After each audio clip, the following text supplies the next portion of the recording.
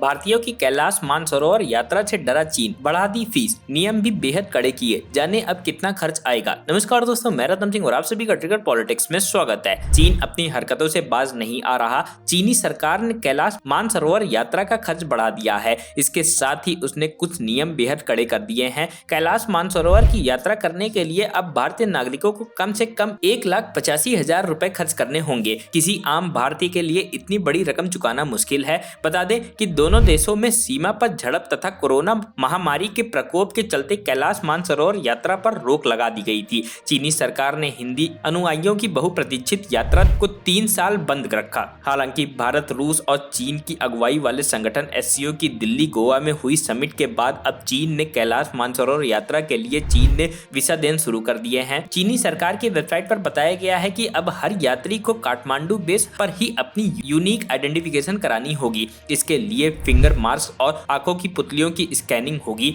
Nepali tour ऑपरेटरों का कहना है कि कठिन नियम विदेशी तीर्थ यात्राओं, विशेषकर भारतीय के प्रवेश को सीमित करने के लिए बनाए गए हैं। चीनी सरकार की ओर से इसके नियम बेहद कड़े कर दिए गए हैं। साथ ही यात्रा पर लगने वाले कई तरह की फीस लगभग दोगुना कर दी गई है। वहां जाने के लिए भारतीयों को कम से कम 1,85,000 रुपए खर्च करने होंगे। हिंदू अनुयायियों के बीच मान्यता है कि आज जहाँ कैलाश मानसरोवर पर्वत का शिखर है, वहीं भगवान शिव का वास है। इसीलिए हर साल बहुत से हिंदू वहां दर्शन के लिए जाया करते हैं। कैलाश मानसरोवर यात्रा विदेश मंत्रालय की ओर से जून से सितंबर के बीच आयोजित कराई जाती है। इस यात्रा में 2 से 3 हफ्ते लगते हैं। चीनी सरकार ने नियम बनाया है कि वीजा पाने के लिए अब 5 लोगों का होना जरूरी है। इसके अलावा ऑनलाइन आवेदन स्वीकार नहीं होगा, यानी यात्री को पहले चीनी दूतावास के चक्कर काटने पड़ेंगे। कैलाश मानसरोवर की यात्रा 3 अलग अलग राजमार्गों से होती है। इसमें पहला रूट है लिपुलेख दर्रा उत्तराखंड, दूसरा रूट है नाथू दरार और तीसरा रूट है नेपाल की राजधानी काठमांडू से होते हुए। बताया जाता है कि इन तीनों रूट पर कम से कम 14 और अधिकतम 21 दिन का समय लगता है।